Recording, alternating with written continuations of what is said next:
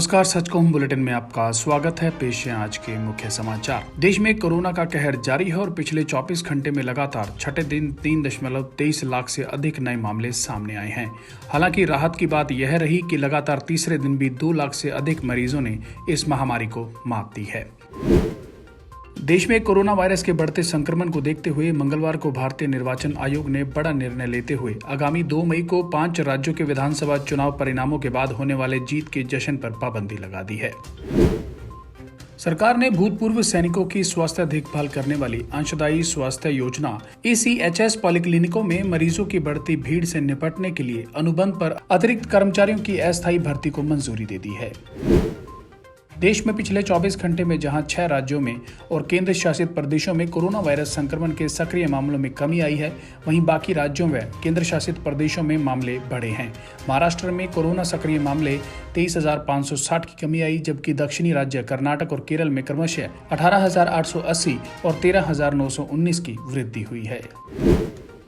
प्रधानमंत्री नरेंद्र मोदी ने मंगलवार को देशवासियों को हनुमान जयंती के अवसर पर शुभकामनाएं दी और कहा कि भगवान हनुमान की करुणा और समर्पण भाव को याद करने का दिन है। कांग्रेस के पूर्व अध्यक्ष राहुल गांधी ने कहा कि देश कोविड-19 के कारण गंभीर संकट से जूझ रहा है और सरकार को समझना चाहिए कि लड़ाई कांग्रेस या विपक्षी दलों से नहीं बल्कि कोरोना से है।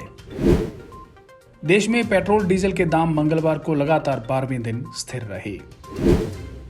राजस्थान के मुख्यमंत्री अशोक गहलोत ने कहा कि प्रदेश के 3 वरिष्ठ कैबिनेट मंत्रियों का एक समूह राज्य को वैश्विक महामारी कोरोना की स्थिति से निपटने के लिए मेडिकल ऑक्सीजन परिवहन करने के लिए टैंकर, दवाइयों सहित अन्य आवश्यक संसाधनों की आपूर्ति का कोटा बढ़ाने के लिए केंद्रीय मंत्रियों से मांग करेगा।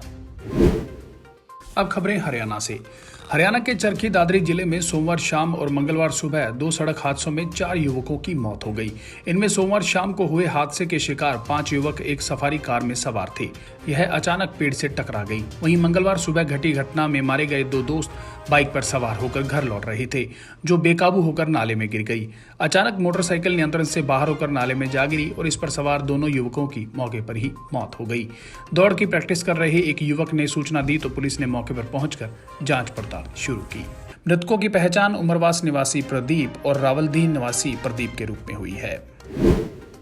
रोहतक में मंगलवार को एक रिटायर्ड फौजी ने आर्थिक तंगी के आगे हार मान ली। परिजनों के मुताबिक सुबह करीबन 4 बजे अचानक गोली चलने की आवाज सुनी और सब लोग नींद से जागे तो कमरे में खून से सने पड़े इस शख्स को आनन फानन में PGI पहुंचाया गया, लेकिन वहां डॉक्टरों ने उन्हें मृत घोषित कर दिया। सूचना के बाद पुलिस ने आगे की कार्रवाई शुरू कर दी है। कोरोना महामारी को रोकने के लिए जहां हर शख्स से सहयोग की आस की जाती है, वहीं रोहतक में इसके उलट एक कहानी देखने को मिली। यहां मास्क न लगाने पर पुलिस अफसर ने टोका तो महर्षि दयानंद यूनिवर्सिटी की एक असिस्टेंट प्रोफेसर गुंडई पर उतर आई। उसने न सिर्फ बिना मास्क घूमने और किसी के द्वारा कुछ बिगाड़ लेने की बात कही, बल्कि पुलिस वालों के साथ हाथापाई पर उतर आई। आनन फानन में विभिन्न धाराओं में केस दर्ज करके पुलिस ने आरोपी असिस्टेंट प्रोफेसर को गिरफ्तार कर लिया है। देश भर में 1 मई से 18 से अधिक आयु के सभी का कोरोना वैक्सीनेशन किया जाएगा। इसे लेकर पानीपत स्वास्थ्य विभाग ने मंगलवार को तैयारी शुरू कर दी। कोविन और आरोग्य सेतु ऐप पर रजिस्ट्रेशन कराने वालों को वैक्सीनेशन में प्राथमिकता दी जाएगी। पानीपत में अब तक करीबन 1.25 लाख लोगों का टीकाकरण हो चुका है। अब 18 से अधिक आयु वाले करीबन 9 लाख लोगों को वैक्सीनेट किया जाएगा।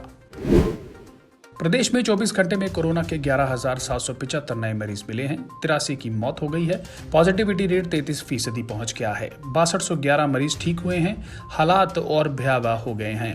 वहीं ऑक्सीजन न मिलने पर हिसार में 5 और पानीपत में 3 लोगों की जान गई थी। 1 मई से 18 साल से ऊपर के सभी लोगों को वैक्सीनेशन को लेकर प्रदेश सरकार की तैयारियां शुरू हो गई हैं। सरकार ने 66 लाख डोज का ऑर्डर किया है।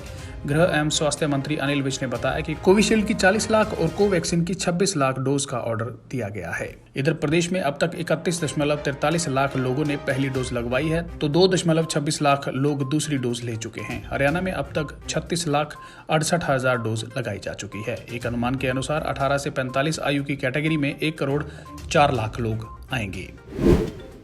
अब खबरें पंजाब से। लद्दाख के सियाचिन के सब सेक्टर हनीफ में हिमस्खलन की चपेट में आकर पंजाब रेजिमेंट के 2 जवान शहीद हो गए। कई जवान और पोर्टर फंस गए थे, जिन्हें बचा लिया गया है। मृतक जवानों की पहचान सिपाही प्रभजीत सिंह मानसा जिले के गांव हाकमवाला निवासी के रूप में हुई है। प्रभजीत के परिवार में माता पिता और एक बड़ा भाई है। सिपाही अमरदीप सिंह बरनाला के गाँव करमगढ़ के निवासी थे और उनके परिवार में पिता और एक छोटी बहन है। शहीदों के शव लेह से उनके पैतृक गाँव में 27 अप्रैल को पहुंचे। पंजाब सरकार ने कोरोना महामारी फैलने के कारण सभी स्कूल बंद कर दिए थे, लेकिन मुख्यमंत्री के आदेशों को दरकिनार करते हुए स्कूल खोला गया। मोहाली से 25 किलोमीटर दूर गांव तंगोरी में एक बोर्डिंग स्कूल नियमों को ताक पर रखकर चलाया जा रहा था। जब प्रशासन को इस बारे में पता चला तो संस्थान में पढ़ने वाले बच्चों और स्टाफ के कोरोना टेस्ट करवाए गए। 42 बच्चों और 3 स्टाफ सदस्यों की कोरोना रिपोर्ट पॉजिटिव आई है। कोरोना महामारी के कारण पंजाब निवासियों की हालत दयनीय हो गई है। लुधियाना जिले में सोमवार दोपहर को हृदय विदारक दृश्य देखने को मिले थे। दरअसल पंजाब में कोरोना मृतक को शमशान ले जाने तक के लिए एम्बुलेंस नहीं मिल रही। इसी वजह से एक परिवार कोरोना मृतक का शव ऑटो से लेकर डोलेवाल स्थित शमशान पहुंचा। एक युवक अपनी कोरोना संक्रमित मां का शव रिक्शा पर लेकर पहुंचा। पंजाब के तरन जिले में पुलिस वालों की गाड़ी के साथ हादसा हो गया, जिसमें एक सब इंस्पेक्टर की मौत हो गई। हादसा पट्टी तरन रोड स्थित माही रिजोर्ट के पास हुआ। गाड़ी अनियंत्रित होकर सड़क किनारे पेड़ से टकरा गई। एसएसपी ध्रुमन एच निबाले ने हादसे की जांच के आदेश दिए हैं। निबाले ने बताया कि मृतक की पहचान पुलिस चौकी घरियाला के in charge sub inspector Amritpal Singh के रूप में हुई है। बाकी पुलिसकर्मी घायल हैं, जिनका इलाज जारी है। सूचना के अनुसार सब इंस्पेक्टर अमृतपाल सिंह को इलाके में अवैध खनन माफिया होने की सूचना मिली थी, इसलिए वे रात को ही उनका पीछा करने के लिए निजी गाड़ी लेकर निकले थे। गाड़ी में पुलिसकर्मी भी थे। जब गाड़ी माही रिजोर्ट के पास पहुंची तो अचानक बेकाबू हो गई और पेड़ से टकराकर खेतों में पलट गई। फगवाड़ा इलाके के गांव भाखड़ियाना में मामूली तकरार के कारण एक व्यक्ति ने अपनी पत्नी की गला घोंटकर हत्या कर दी। हत्या की वजह पत्नी के द्वारा नशा करने से रोके जाने को बताया जा रहा है। उसने बच्चों को कमरे में बंद कर दिया और पत्नी की हत्या करने के बाद शव को बाथरूम में छोड़कर पुलिस को खुद ही सूचना दी और मौके से फरार हो गया। बाद में पुलिस ने महिला का शव बाथरूम से बरामद कर लिया है। बताया गया कि पेशे से ड्राइवर संदीप नशे का आदी है और फगवाड़ा के ड्रग एडिक्शन सेंटर में उसका इलाज भी चल रहा था। उसकी पत्नी रंजीत कौर नशे से उसे दूर रहने के लिए कहती थी। इसके लिए आए दिन दोनों में तकरार होती थी। हिमाचल प्रदेश के शिमला जिले की एक युवती की पंजाब के अमृतसर स्थित एक होटल में संदिग्ध हालात में मौत हो गई। एसीपी सरबजीत सिंह बाजवा ने बताया कि नशे या फिर फूड पॉइजनिंग की वजह से युवती की मौत हुई है।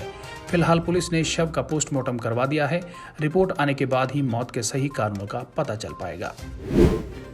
अब खबरें राजस्थान से। केंद्र सरकार पर ऑक्सीजन और रेमडेसिविर आवंटन करने में राजस्थान के साथ भेदभाव के आरोपों के बाद केंद्रीय राज्य मंत्री अर्जुन मेघवाल ने सफाई देने के साथ पलटवार किया है। मेघवाल ने वर्चुअल प्रेस कॉन्फ्रेंस में कहा कि राजस्थान के मुख्यमंत्री से लेकर हर मंत्री तक केंद्र सरकार पर कम ऑक्सीजन, रेमडेसिविर देने और भेदभाव के गलत आरोप लगा रहे हैं। उन्होंने कहा कि केंद्र ने राज्य सरकार को कुल 265 टन ऑक्सीजन दी है, लेकिन राज्य सरकार कह रही है कि उसे केवल 80 टन ही ऑक्सीजन मिली है।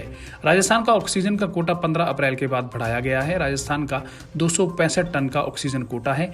राज्य सरकार सही आंकड़े नहीं बता रही। अजमेर जिले में ब्यावर में मंगलवार को दिल दहला देने वाला मामला सामने आया। यहां कोरोना से पति की मौत की खबर सुनकर पत्नी ने भी जहर खाकर जान दे दी। दंपत्ति के 7 और 11 साल के 2 बच्चे थे, जो कि अब दादा दादी के सहारे रह गए हैं। मामला राजियावास गांव का है। यहां रहने वाले 40 वर्षीय देवी सिंह की मौत कोरोना से हो गई थी। पति की मौत की खबर सुनकर पत्नी लक्ष्मी ने भी कीटनाशक पीकर जान दे दी। हनुमानगढ़ जिले के पीलीबंगा क्षेत्र की गलियों में बिना मास्क घूम रहे 2 संतों को वार्ड नंबर 35 की पार्षद पूनम महंत ने घेर लिया। पहले थप्पड़ जड़ा, फिर डंडे से पीटा। इसके बाद पूछा मास्क कहाँ है। इनमें से एक संत ने गले से लिपटे कपड़े की ओर इशारा किया। पार्षद ने बढ़ते संक्रमण को देखते हुए मास्क लगाने को कहा। इस पूरे वाकये का वीडियो वायरल हुआ तो हलचल शुरू हो गई। कांग्रेस के टिकट पर जनवरी में ही पार्षद चुनी गई किन्नर पूनम महंत ने बकायदा सफाई भी दी। उन्होंने कहा कि दोनों अज्ञात लोग बिना मास्क के घूम रहे थे, इसलिए उन्हें पकड़ लिया। घटना मंगलवार सुबह की है। मरुधरा की बेटी अरुंधति चौधरी ने वर्ल्ड यूथ बॉक्सिंग चैंपियनशिप में गोल्ड मेडल जीतकर कोटा का नहीं पूरे देश का नाम रोशन किया है। अरुंधति ने फाइनल मुकाबले में पोलैंड की खिलाड़ी को 5-0 से मात देकर सोना जीता है। इस प्रतियोगिता में 20 से 11 मेडल भारत की झोली में आए हैं। इनमें 8 गोल्ड व 3 ब्रॉन्ज मेडल हैं। वहीं मीडिया से बातचीत में अरुंधति ने कहा कि जब भी वह मेडल लेकर आई है, सरकार व अधिकारियों की तरफ से केवल मदद का आश्वासन मिला है। केवल फेडरेशन की ओर से मदद मिलती रही है। राजस्थान में अब तक कोरोना के 5,30,875 केस मिल चुके हैं। इस लिहाज से राजस्थान देश के सबसे ज्यादा संक्रमित राज्यों में 10वें नंबर पर है। पर रिकवरी रेट के मामले में राजस्थान की स्थिति बेहद खराब है। यहाँ रिकवरी रेट 71% है। महाराष्ट्र, दिल्ली, केरल, कर्नाटक जैसे राज्यों में रोज आने वाले केसों की संख्या राजस्थान से भी ज्यादा है, लेकिन वहाँ रिकवरी रेट 78% से ज्यादा है। इस मामले में राजस्थान देश के सबसे संक्रमित राज्यों में 15वें स्थान पर है।